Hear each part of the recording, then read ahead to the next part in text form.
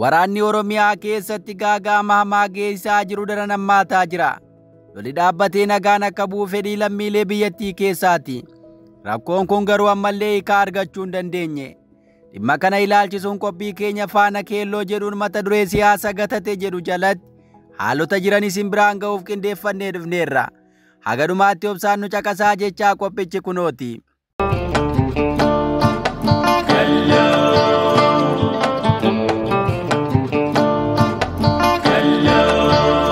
Kallo Media.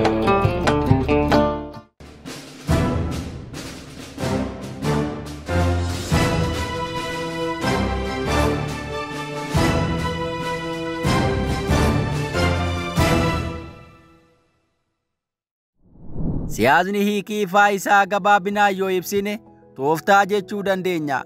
Tooftaan bulchiinsa ofii jabeeffatan akkasuma adeemsi keessa darbamee mootummaa ittiin hundeeffatan siyaasaa jedhama. Hiikaa siyaasaa jecha tokkoon tooftaa jennee yoo ibsinu gochi kun dhimma mootummaa ta'uu fi ta'uu qofaan kan daanga'u miti. Adeemsi abbaa qabeenyaa tokko hordofee qabeenyaa isaa ittiin bal'isu caasaa diriirsee dureessa itti ta'us gosuma siyaasaa keessaa tokko. Yeroo tokko waa'ee ajjeechaa namoota nagaa yoo gabaabnu siyaasa irraa nama bilisa ta'e jennee yoo ibsinu jira. Hiikaa galumsa isaatiin namni siyaasa irraa bilisa ta'e addunyaa kanarra waan jiru fakkaatu. Haalli uffannaa, haalli nyaataa, adeemsi jireenya ofii ittiin gaggeeffatan bakka isaatti siyaasa of danda'e qabaataa jechuu kooti. Namoonni tokkos golgaa waan adda addaa jala galanii malaan miseensa paartii ta'anii utuu jiranii ani siyaasa irraa bilisa yoo jedhan argina. Dhugaa qabatamaan jiru garuu addunyaa kanarra namni lubbuun jiru siyaasa irraa walaba ta'uu hin danda'u. Ani siyaasa irraa walaba jechuun jireenya koo adamoo fi funaansaan gaggeeffachaa jira jechuun wal fakkaata. Sunuu siyaasa qaba. Eessatti yoo jette akkaataa bineensa itti kiyyeessitee foonessitu yaaddee tooftaa ittiin haxxee hiitee qabattu hojjechuun siyaasa. Siyaasni akkuma jijjiiramni dhala namaa eegaleen dabalaa deeme. Namni siyaasa keessaa ba'aa deeme utuu hin taane bifa hin mul'anneen siyaasa ammayyaa hordofuu jalqabe. Amantiin mataan isaa siyaasa miti yennaa jedhan dhageenya. Akkaataa hojiif sochii isaa yoo ilaalamu amantiin illee siyaasa irraa walaba ta'uu hin danda'u. Inuma amantiin bu'uura siyaasaa ta'uu danda'a malee siyaasa irraa walaba jechuu hin dandeenyu. Amantiin hunduu eessatti akka loogan kaayyoo fi ergamni isaanii hanga eessaa akka dheeratu namni beeku dhimma kana itti walii gala. Dhimmoota kana kan hin kaasaa jiruuf siyaasaan tooftaa mul'ataaf dhokataan kan adeemu adeemsa baay'ee walxaxaa fi milkaa'ina waan tokkoof taasifamu ta'uu isaa ibsuufi. Kuta'ee Oromiyaa keessatti waggoota 7 oliif mootummaan Itoophiyaa siyaasa kara nagaa galaa jedhu irra deddeebiin deemsisa. Obbolaan wal ajjeesuun haa dhaabbatu ka jedhu maxxansa deeggartoota mootummaa biraa alaan dhaga'amudha. Hiikni ifaa hima kanaa baay'ee hawwataa fi barbaachisaa akka ta'edha. Dhugumatti obbolaan wal ajjeesuun hin barbaachisu. Ammoo akkaataan dhimma kanatti caasaan mootummaa gargaaramaa jiru bifa dhugummaan isaa mirkanaa'een utuu hin taane adeemsa mormitoota isaa boojuu qabbanaa'an booji'uuf isaa tolutti kan itti adeemudha. Kanneen waliin wal waraanaa jiru obbolaa isaa ta'uu erga amanee mootummaan garaa qulqulluun lola dhaabee nagaan akka bu'uuf hojjechuun kaayyoo hima kanaa dhugaa milkeessuu danda'a ture. Kun hafee akkaataa dubbii isaatti socho'uun hafee siyaasaaf qofa waa'ee siyaasa obbolaa wal waraanaa jira jedhuu qofaan kan adeemamu hojiin garuu waan warri gumaayyuu wal irratti hin raawwanne dalagama taanaan himni kun dhugummaan isaas ta'ee dhugoomuun isaa lafarraa harkifata. Mootummaan hojiin isaa waggoota 7 itti fufiinsaan hangaarraa kara nagaa galaa abbaa gadaatti harka kennadhaa jechuun sochii taasisuu nama lagoowwaa isa fakkeesseera. Gowwaa waan qabe gadinniis akkuma jedhamu siyaasni kara nagaa galaa obbolaan waliin ajjeesinaa jedhu tooftaa Jawaar Mohaammed bara 2018 keessa dhimma itti bahee ture. Tooftaa kanaan loltoonni kumootaan lakkaa'aman bosona akka galan taasisuu danda'eera. Haa ta'u malee Jawaar adeemsa sanaan nagaa buusuuf hawwuu isaa himaa ture. Garuu loltoonni bosonaa galuuf fedha qabaatan iyyuu haalli kun mootummaan akka gufate rakkoo jiru mariin furuuf mootummaan fedhii akka hin qabne dhimma kana BBC waliin turtii taasise keessatti Jawaar ibseera. Adeemsa kanaan biyyattii keessatti nagaa buusuuf sochii Jawaar yeroos taasise milkaa'uu dhabuu isaa haalaan ibsamaa ture. Isa qofaa utuu hin taane karaa hedduu Oromiyaa keessatti nagaan akka bu'u gaafatamus ammallee waraanni cimee itti fufeera. Waliigalteen araaraa Taanzaaniyaatti yeroo 2 ta'ame waliigaltee malee xumuramuun booda lolli Oromiyaa keessa akka malee hammaachuu dhaga'ama. waraana adeemsifamaa jiru kana keessatti hawaasni nagaan qonnaan bultoonni ba'anii galuun itti ulfaachuutu himama.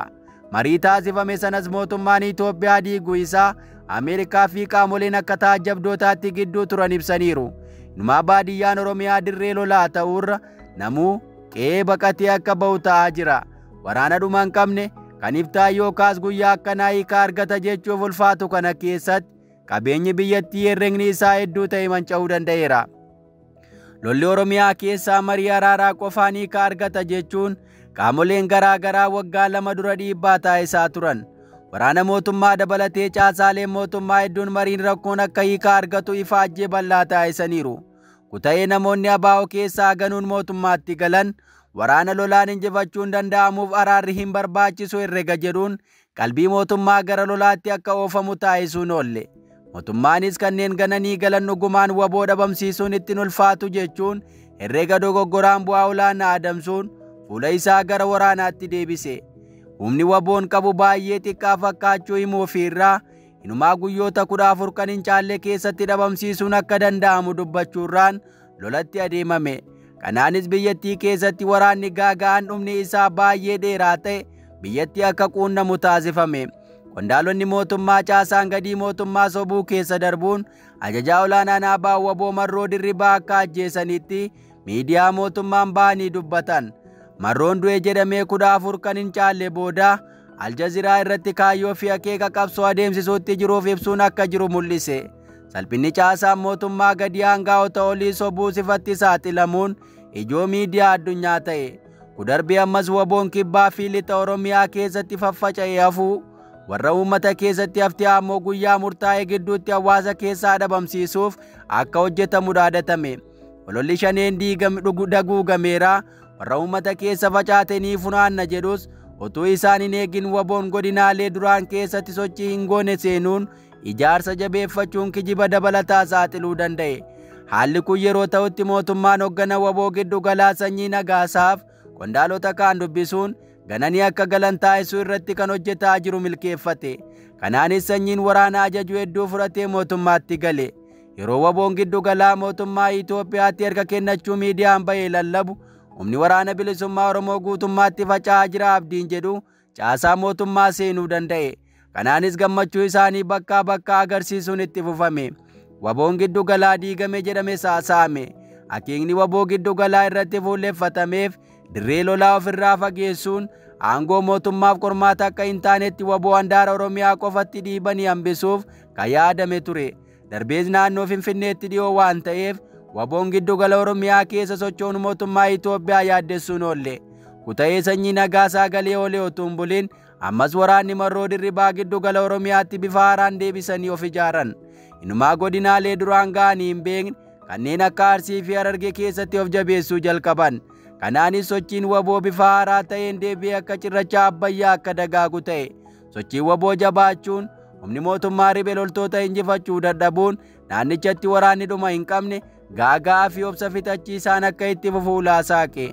Mootummaan kumaara nyaatame kan waboo tooftaa araaraa jedhuun galchee harka kennisiisuuf hawwuun milkaa'uu akka danda'utti yaadee har'allee itti rarra'uu jabeesse.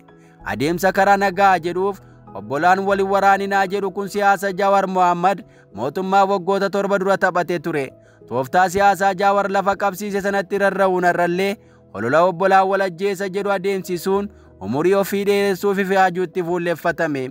Jawaar olola kana waboo bosonaa obbo Baqqalaa Garbaa waliin galchuu danda'eera. Hangi waraana yeroo san bosonaa mootummaatti galees seenaa keessatti isa olaanaa ta'eera. Kana taasisee garuu waboo guutummaatti bosonaa baasuu akka hin dandeenye kan hubate Jawaar nagaan akka rakkoo furanitti himaa ture. Marii BBC waliin taasise keessattis waboonni bishaanarra yoo gale bora ammoo 5,000 ta'u bosona seena jechuun dubbatee ture. Jawaar kaayyoo fi akeeka waboo bosona galche san hundeen furuun barbaachisaa akka ta'e dubbata. Kan hanga hin taanetti of sobuu fi of sossobuun hin barbaachisu jedha. Garuu mootummaan har'allee humna kana waliin nagaa buusuu yaada jedhurra waraanee dhabamsiisuuf yaada qabatee socho'uun kasaaraa waraanaa akka itti fufu saaqaa jira. Darbees mariin araaraa takkaa yoo gufatu lammaffaa walitti deebi'anii mari'achuuf haalli isaa hanguma guyyaan dabalaa deemu akka ulfaataa fi walirraa fageessaa deemu himama. Kanaaf amma sochiin waboon itti jiru marii araaraa fixuuf mootummaan adeemsa kan eegaluutu ta'eeyyuu akka duraa sanatti karaan isaa gabaabaa ta'uu akka hin dandeenye namoonni siyaasaa itti walii galu. Kana hubatee mootummaan siyaasa gatate ka furmaata uumaa argamsiisuu fi hin dandeenyetti rarra'uu akka hin qabne qophii kanaan dhaamuu feena. Adeemsa siyaasa kaleessa yaalamee hin milkaa'ina fi abdachuun yeroo gadadoo uummata keenya irra dheeressuurraa araara buusuun biyyattii gara nagaa fi tasgabbiitti oofuuf hojjechuu akka qabu dhaamna. Qophiin dhimma waraana Oromiyaa keessaa ilaalchisuun keelloo miidiyaa irraa isinii dhiyeessine kanan gammaa dhaggeeffattan ture. Qophii wal fakkaatuun torbee hanga walitti deebinutti nagaan nu tura.